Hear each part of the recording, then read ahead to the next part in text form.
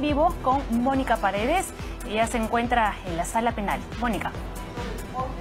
Que corrobore lo señalado por la Fiscalía respecto a estos graves. Sí, buenas tardes, Paola. Ya estamos en esta parte final de la sustentación de la Fiscalía sobre este pedido de 18 meses de prisión preventiva contra los representantes de las empresas asociadas a Odebrecht en la construcción de la carretera interoceánica. En este momento, el juez de la Sala Penal Nacional, Richard Concepción Carroancho, está haciendo algunas interrogantes a los abogados de los representantes de estas empresas que se habrían coludido con Odebrecht para el pago de coimas. Vamos a escuchar al juez. Prácticamente el porcentaje que les correspondería recibir, sino un porcentaje menor, bajo la idea de estos riesgos adicionales. Y creo que hemos visto, creo que no hay controversia respecto a que han recibido menos de lo que les correspondía. ¿Hay controversia sobre esto, Fiscalía? No, señor. ¿Hay controversia sobre esto?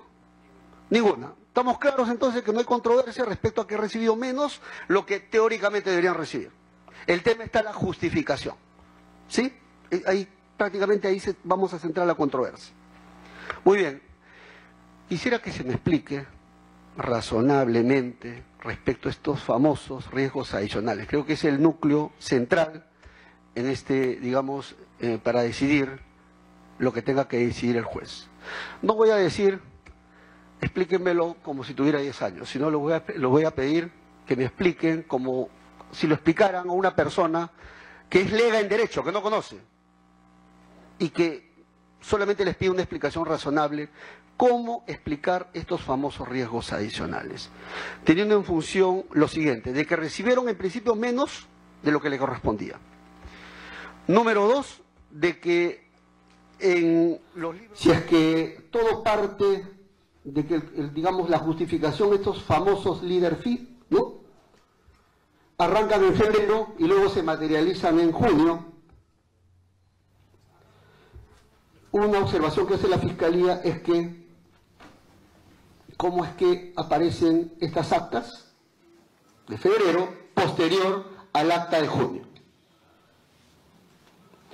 Lo tercero, para que se tenga en cuenta también, cómo explicar, máxima de la experiencia, cuando uno está en el ámbito empresarial, creo que la gente busca lucrarse, desarrollar actividad empresarial y lucrarse con ello. La gente no hace negocios para perder o para ganar poco. Eso es claro, y sobre todo en materia de construcción, con mayor razón todavía. Y es legítimo que las empresas quieran ganar cuando participan. Quiero entender razonablemente cómo es que terminan cediendo tanta cantidad del porcentaje de participación en las utilidades, terminan cediendo una gran cantidad que la Fiscalía lo ha graficado en 85%, alrededor, aprox. No tengo la cifra exacta, pero aprox en 85%, la mayoría de ellos, salvo el caso de Graña, en un porcentaje menor del 30% y pico. Quiero entender razonablemente cómo es que se den tantas utilidades al otro. Y se pregunta a la Fiscalía, ¿dónde está la ganancia? Y también quiero que se tenga en cuenta este cuarto punto, que ha sido prácticamente el motivo. Barata dijo que prácticamente todo esto era, para ser literal también, que esto era prácticamente ñanga, como diría la Fiscalía. Prácticamente esto era se trataba de encubrir la cesión de utilidades. Lo que yo quiero preguntarle en este punto es que la justificación tiene que ver con estos riesgos adicionales. Sí, básicamente eso es lo que tiene que ver. Básicamente con riesgos que tienen que ver con que aparecen adicionales, ¿no?, y con cuestiones accesorias. Ya ha señalado un listado de obras ahí que justificarían estos riesgos adicionales que en principio,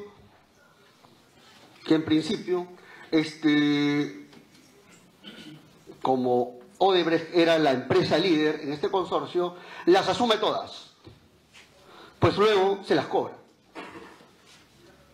Lo que quiero preguntar sobre esto, básicamente hay un paquete de cosas sobre el cual estamos trabajando. Lo que quiero preguntar sobre este punto, la justificación estaría en estos en estas obras adicionales o en estos accesorios. Para no entender que esto es algo armado, existen documentos que justifican todo esto, porque ahí más o menos la justificación que está dando es por estos riesgos adicionales, por obras adicionales y accesorios. Y hay un listado. ¿Hay documentos que sustentan esto? O sea, de que en realidad hubo un adicional, no sé, por $500.000 en obra tal, porque esto está siendo grabado. Si desean lo contestan, si no también no tengo problema alguno. Pero me interesaría, digamos, ya que están dando una explicación sobre esto, una explicación razonable. O sea, hay documentos, y esto va a quedar grabado en audio también, hay documentos que sustentan efectivamente que en la obra 1 hubo un adicional, por ejemplo, de $500.000, en la obra 2 hubo esto de acá y está aquí. Quisiera saber eso. El otro punto, ¿por qué no se provisionaron en las partidas contables en su oportunidad? Para no entender que ha sido armado, como postula la Fiscalía, que se busca darle ropaje jurídico nada más a un traslado de coima. Y lo último, voy a ponerlo de manera gráfica. Cuando Odebrecht paga supuestamente dinero para ser favorecido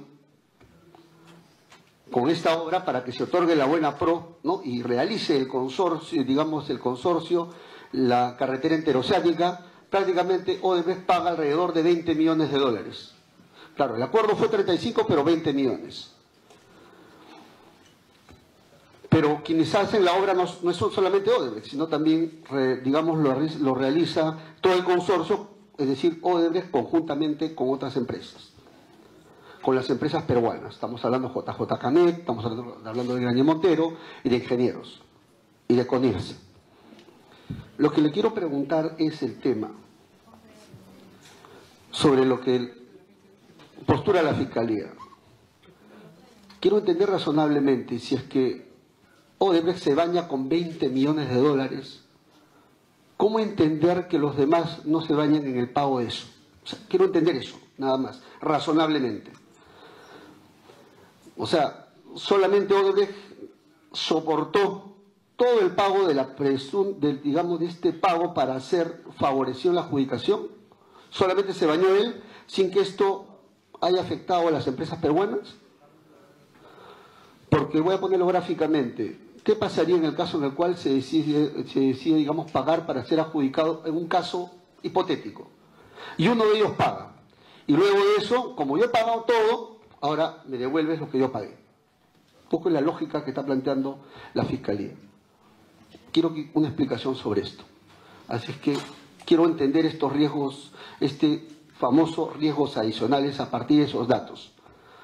Porque ya tenemos dos tesis. Fue legal y la Fiscalía dice, esta es una apariencia para devolver las utilidades. Se los ha puesto en la mesa todos estos puntos porque van a ser claves para tomar la decisión, justamente a propósito del debate. Doctor Alcózar.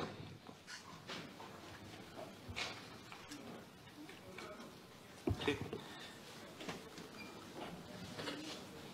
La expresión, doctor, riesgos adicionales, aluden a una retribución por el liderazgo de uno de los socios. Liderazgo efectivizado, evidenciado a partir del porcentaje de participación que tuvo en este caso la empresa Odebrecht, que fue del 70%, claro.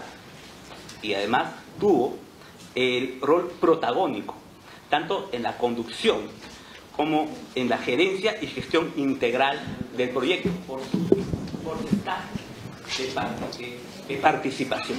Entonces, a un socio que tiene este grado, digamos, de participación y el rol protagónico que tiene es común, es usual. Ya lo explicaron muy bien durante el día, que se pacten los llamados riesgos adicionales tanto en las juntas generales de accionistas. Es eso, digamos, dicho en términos, espero que sencillos.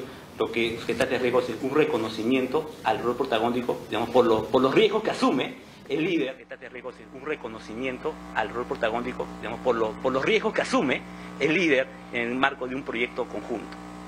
Es eso. Y cuando se habla, ¿por qué la expresión se moja, ¿no?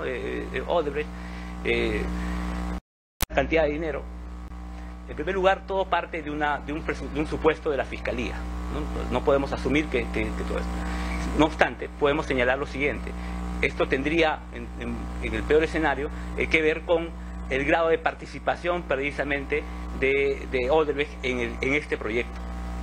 Mi patrocinador tenía una participación de 7%. De 7%. Odebrecht tenía una participación de 70%. De 70%. Y ¿por qué se recibió en todo caso utilidades menores? Bueno, es que es la lógica de los riesgos adicionales cuando estos finalmente se efectivizan, y todo tiene una razón de ser.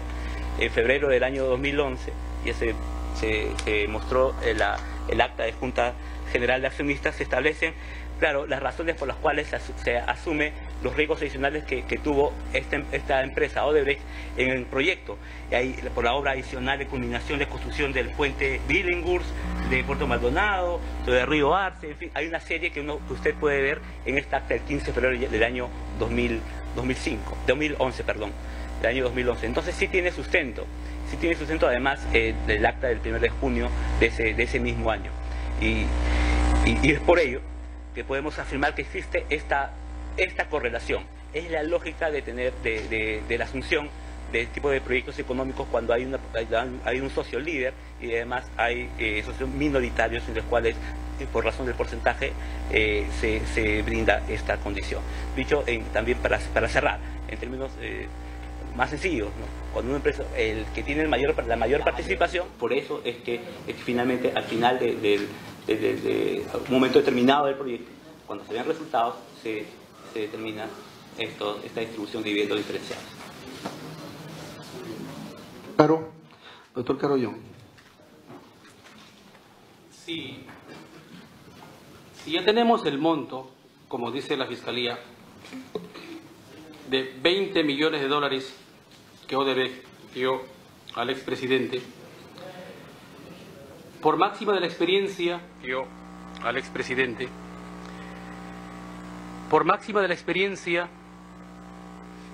ese monto procuro recuperarlo lo más pronto. El negocio como sociedad se inició, o el proyecto se inició en el año 2005.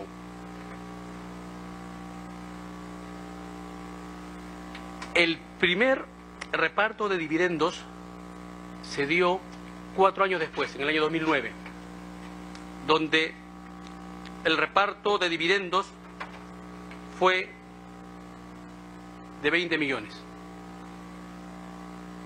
Entonces, ese reparto fue proporcional conforme a la participación de las acciones. Cada empresa recibió su cuota de participación. Odebrecht pudo haber tenido la primera oportunidad de recuperar eso que supuestamente había pagado ilícitamente.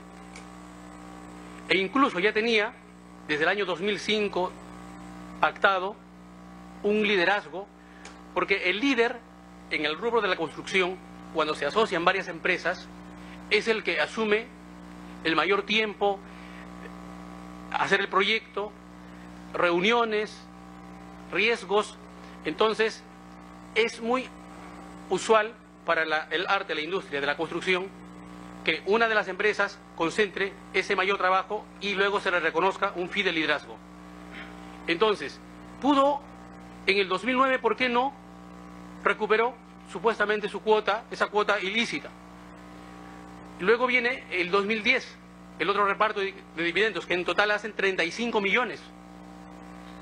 35 millones de dólares fue lo que las empresas se repartieron de manera proporcional. Ahora, la pregunta suya, ¿y por qué riesgos adicionales? Porque recién los riesgos adicionales aparecieron en el año 2011. Nunca hubieron riesgos adicionales hasta el año 2011.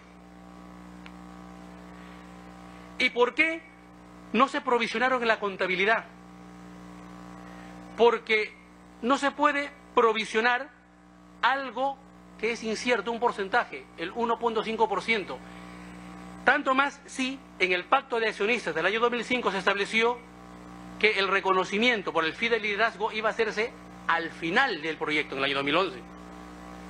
Entonces, es imposible que en una contabilidad se registre datos inciertos que no se ejecutan, que recién se van a dar en el año 2011. Es por esta razón que el concepto de riesgo adicional que se reconoce y está sustentado en el acta del 15 de febrero del año 2011, además de ser lícito, es real, porque tiene sustento objetivo, y está en el acta, está contenido todo aquello que va a significar para el líder asumir ese riesgo, porque las empresas nacionales, al no ser cuantificable el riesgo, porque el riesgo no se sabe cuánto va a ser, renunciaron a la posibilidad de aportar en esto. Y además usted pregunta si, ¿por qué o si es correcto o es inusual el que con posterioridad a febrero el acta se haya sentado? La Ley General de Sociedades habilita esta posibilidad. La Ley General de Sociedades,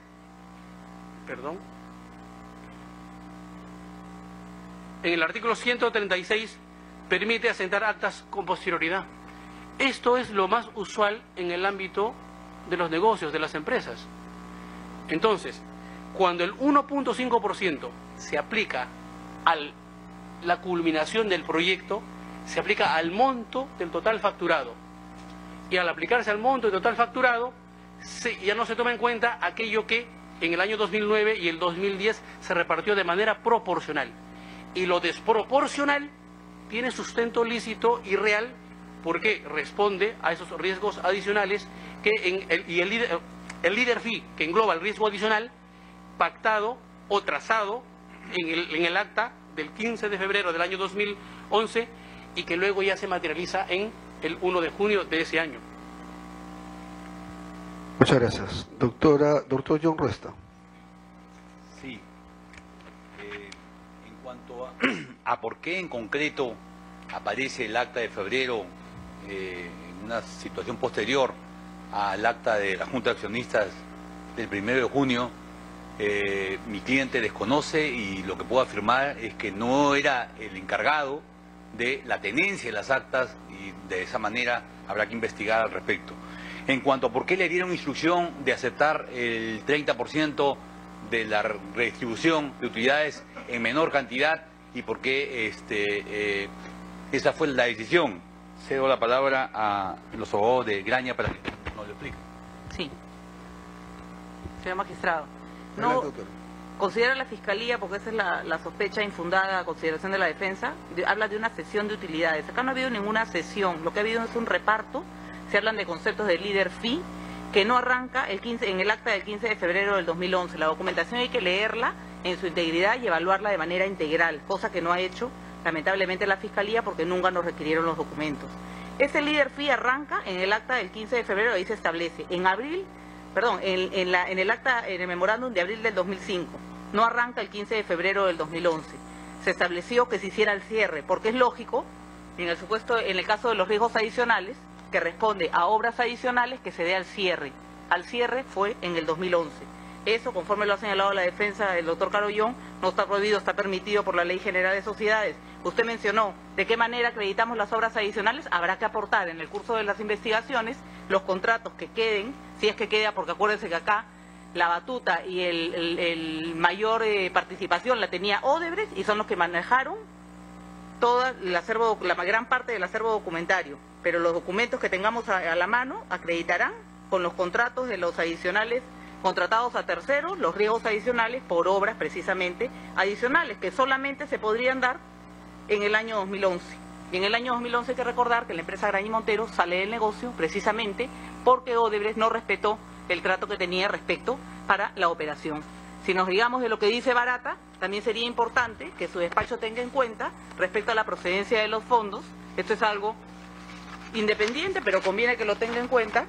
En la última pregunta, cuando le mencionan la Fiscalía, ¿no?, cómo recuperaron los 20 millones, él asegura de que en el Perú, y ya lo dijo Marcelo Odebrecht en una entrevista, si no me equivoco, el dinero no salía de las obras en el Perú. Ellos tenían una caja número 2, de los cuales supuestamente se pagaron esos 20 millones. ¿Y sabe qué asevera el señor Barata? Es posible que otras empresas incurran en ello, refiriéndose a que el dinero en el tema de las famosas adendas, los adicionales. Barata, ¿qué dice? Es posible que otras empresas incurran en ello, pero para nosotros ello implicaba diseminar, etcétera. Por otro lado, es posible que despierte suspicacias que el proyecto haya iniciado con un valor de 800 millones y haya concluido con un valor de 2 millones, pero cada adicional tiene justificación técnica. Eso es absolutamente verificable. ¿Quién lo dice?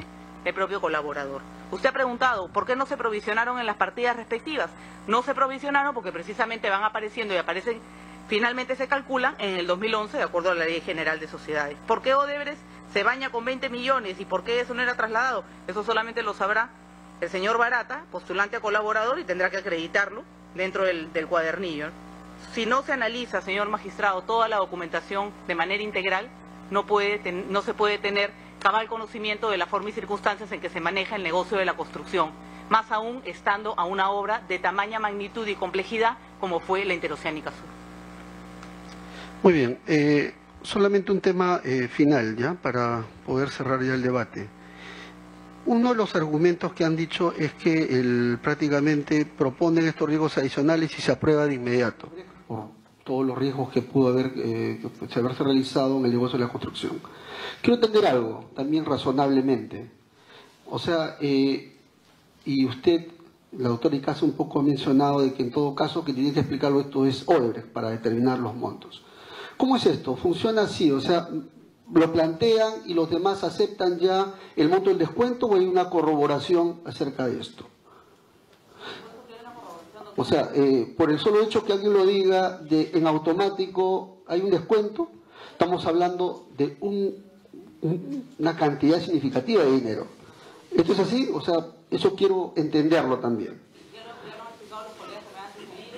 El tema del FIDE liderazgo es un concepto establecido en el memorándum, es un reconocimiento por la condición de empresa líder. Los riesgos adicionales responden a obras precisamente adicionales que usted las debería calcular al cierre de... ¿Cuándo se dio el cierre? 2011. Esa es la realidad. Y lo último, ¿por qué esta empresa, se hizo un due diligence, me parece, ¿no? Para el tema de verificar la situación de la empresa, si había algo irregular, ilícito, qué sé yo, y se concluyó que no había ningún problema, ¿no? Porque, digamos, creo que tiene una explicación razonable. No se observaron estos montos, e incluso el propio auditor refiere de que hay casos en los cuales se requiere una indagación. Eso quiero que me explique. Claro, cuando el perito señala que se requiere una indagación, precisamente porque no tuvo a la vista la documentación integral, tuvo las actas que Odebrecht le quiso mostrar. La documentación completa son las que la defensa del doctor Caro, el doctor Alcocer, el doctor Young, estamos aportando y la defensa de Graña en este acto, señor magistrado. El tema de la auditoría de Simpson Thatcher es claro en establecer y tuvo a la vista documentación y correos de que acá no ha habido nada irregular y mucho menos ilícito. Muchas gracias. ¿Algo más que decir sobre este tema? Doctor Alcocer, Caro, Young, doctor Young Ruesta, para cerrar el tema. A ver, doctor Alcocer. Doctor Caro. Doctor Young Ruesta. Muy bien. Son 10 minutos para las 4. Este despacho va a hacer receso para verificar la información correspondiente. Para emitir la decisión judicial correspondiente. Prácticamente son las 4 ya. ¿Cómo estamos? Para las 10 de la noche, ¿ya? Voy a recibir 10 de la noche, sí. Bien, termina esta audiencia. Tengo que revisar la información. Primera Tengo parte que corroborar la información de esta sustentación del pedido de prisión preventiva de 18 meses para los representantes de las empresas asociados con Odebrecht. Estamos hablando de la empresa Graña y Montero, ICSA y JJ Camet, contratistas. Las personas involucradas en esta investigación son José Graña, Hernando Graña y Gonzalo Ferraro, quien se encuentra internado en la clínica angloamericana. También Fernando Camet de JJ Camet Contratistas y Fernando Castillo de ICSA. Va a retomar esta audiencia ya para la lectura de la sentencia, de la decisión del juez Concepción Caroancho si da o no prisión preventiva. En este caso, esta audiencia va a retomar a las 10 de la noche. Esta es la información, Paola, desde la Sala Penal Nacional.